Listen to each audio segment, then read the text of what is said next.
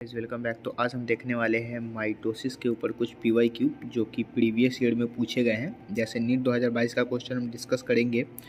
Which one of the following never occurs during mitotic cell division, मतलब mitotic cell division में कौन सा नहीं होता है। नेवर कह रहा है, कभी नहीं हो सकता।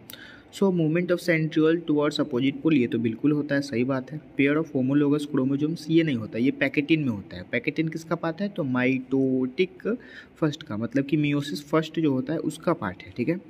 Again colloidal and condensation of chromatid, ये भी बिल्कुल सही बात है। ये भी किस में होता है? तो ये भी सेल डिवीजन, मतलब माइटोटिक सेल डिवीजन में ही होता है। And spindle fibre attached of the kinetochore of the chromosomes, ये भी सही बात है, ठीक है।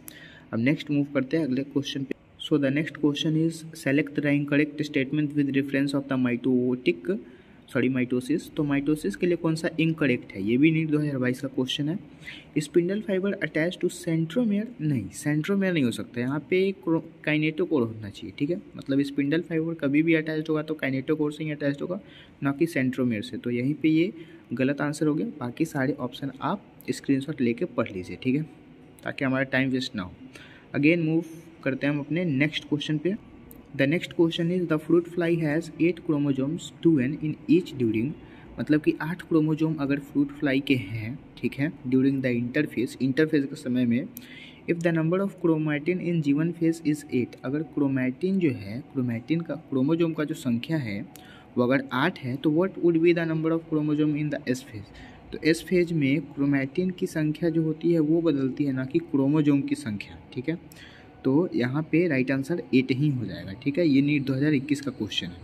अगेन हम जाएंगे अपने नेक्स्ट क्वेश्चन पे, जो कह रहा है इन अ माइटोटिक सेल, ये तो सेल साइकिल का क्वेश्चन है। In a mitotic cycle the incorrect sequence बताना है, सॉरी करेक्ट सीक्वेंस बताना है। तो करेक्ट सीक्वेंस क्या हो जाएगा? सबसे पहले G1 फेज आता है, फिर S फेज, फिर G2 फेज, फिर M phase. So the right answer will B B। अब हम बढ़ेंगे अपने नेक्स्ट क्वेश्चन पे। So the next question is match of the following columns events and occurs in their respectively phase the cell cycle and select the correct option। तो इसमें से correct option choose करना है। अब यहाँ पे क्वेश्चन क्या है, जैसे कि क्वेश्चन तो कह दिया करेक्ट ऑप्शन चूज़ करने के लिए किसके ड्यूरिंग, तो सेल साइकिल के ड्यूरिंग। अब इसमें जीवन फेज जो होता है वो cell grow and organelles duplicate, बिल्कुल सही बात है। जीवन फेज का राइट आंसर ए होगा। फिर एस फेज में DNA एप्लीकेशन एंड बिल्कुल सही बात है, 2 होगा। फिर G2 फेज का क्या होगा? साइटोप्लाज्मिक ग्रोथ, ये भी सही बात है, साइटोप्लाज्मिक ग्रोथ यहाँ पे होता ही है। एंड फिर क्या है? माइटोटिक, यानी कि M फेज। तो M फेज में अलाइनमेंट ऑफ क्रोमोजोम का अलाइनमेंट होता है, मतलब कि इसके सामने वाले सारे राइट आंसर होंगे, ठीक है। Again the next question is after karyokinesis followed by meiosis spore are produced exogenously in, ये नीट 2018 का क्वेश्चन है।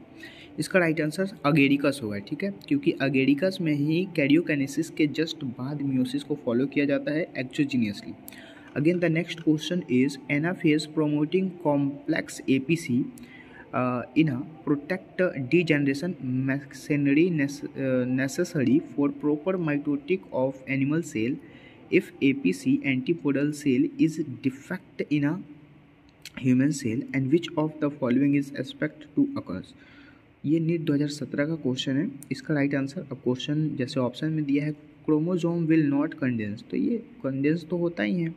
क्रोमोजोम विल बी फ्रेगमेंटेड, ये तो हमने पढ़ा ही नहीं है कभी। क्रोमोजोम विल नॉट सेग्रीगेट, ये राइट आंसर हो जाएगा, ठीक है।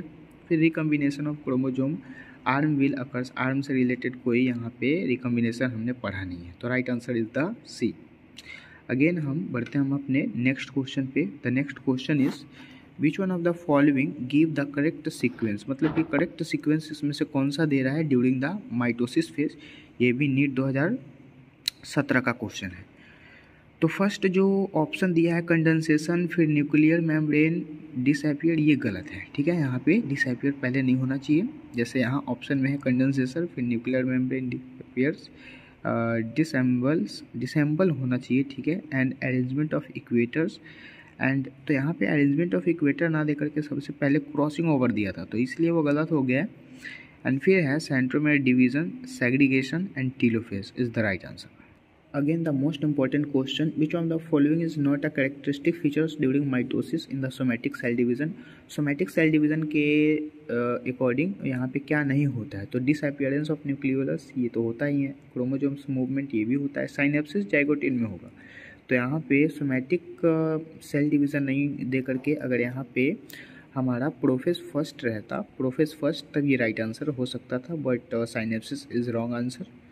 Again the next question is spindle fibre attached on to, spindle fibre किससे अटैच्ड होता है? तो स्पिंडल फाइबर मैंने अभी जस्ट डील किया है 2022 वाले क्वेश्चन में, स्पिंडल फाइबर कैनेटोकोर से अटैच्ड होता है, ये 2016 में पूछा गया था। तो right answers will be A.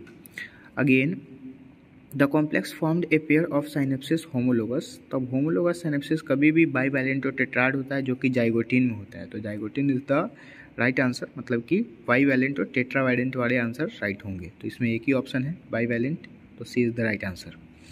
Again ये एक फिगर दिया है, ये किस चीज़ का फिगर है? तो फिगर में आपको दिख रहा है कि न्यूक्लियस बिल्कुल डिसअपियर हो चुके हैं। न्यूक्लियस डिसअपियर हो गया मतलब टीलोफेज में जाएगा, तो अब हम टीलोफेज खोजेंगे।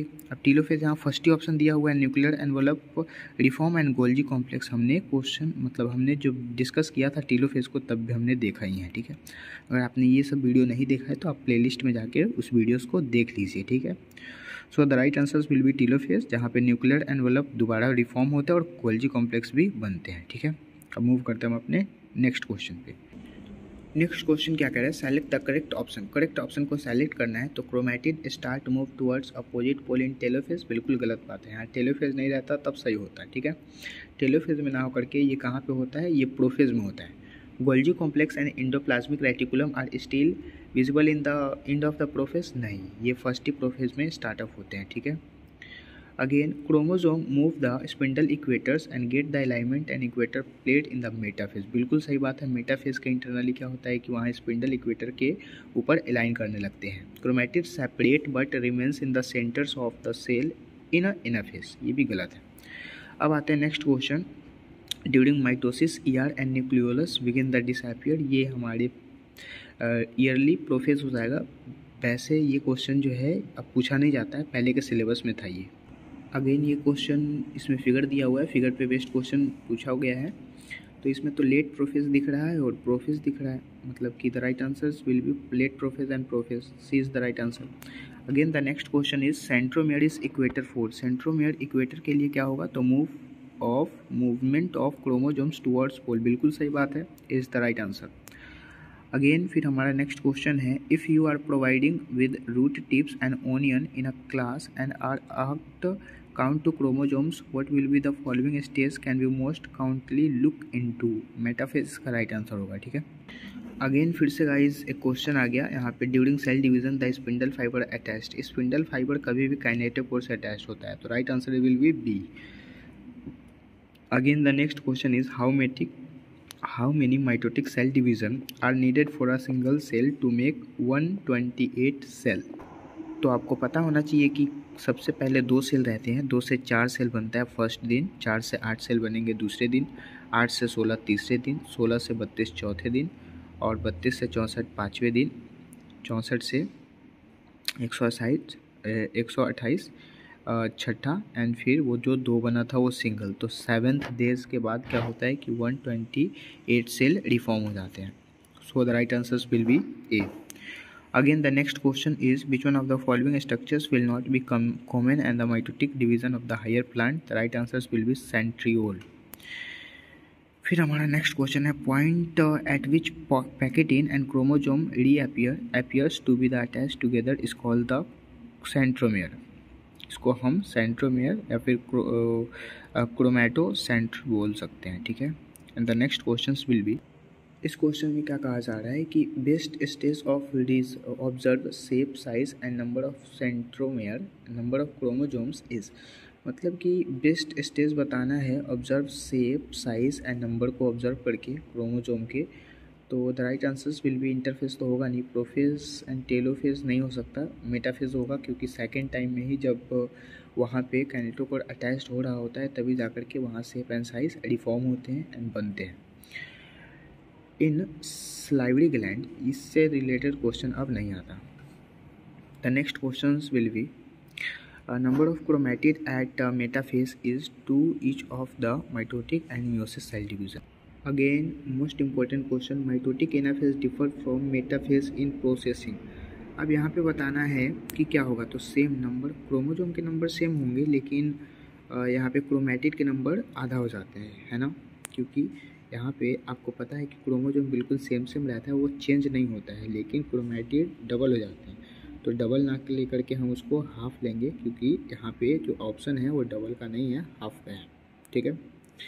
Again the next question is a bivalent consist of, मतलब कि इसके अंदर में जो भी बाईवैलेंट होते हैं वो किस चीज़ को कंसिस्ट करते हैं. तो 4 क्रोमेटिड एंड 2 सेंट्रोमेर को कंसिस्ट करने का काम करते हैं. तो नेक्स्ट क्वेश्चन तो नहीं है यहाँ पे. माइटोसिस के जितने भी क्वेश्चन थे सब हमने डिस्कस कर दिए हैं. अब हम अपना जो दूसरा वीडियो होगा उस वीडियोस में हम मियोसिस के क्वेश्चंस को कंटिन्यू करेंगे. तब तक के लिए आप इस वीडियोस को लाइक कर दें एंड अपने दोस्तों के साथ भी शेयर कर दें, ताकि उनका भी ये क्वेश्चन बने. ठीक है. मिलते हैं अगले वीडियोस में. Thank you.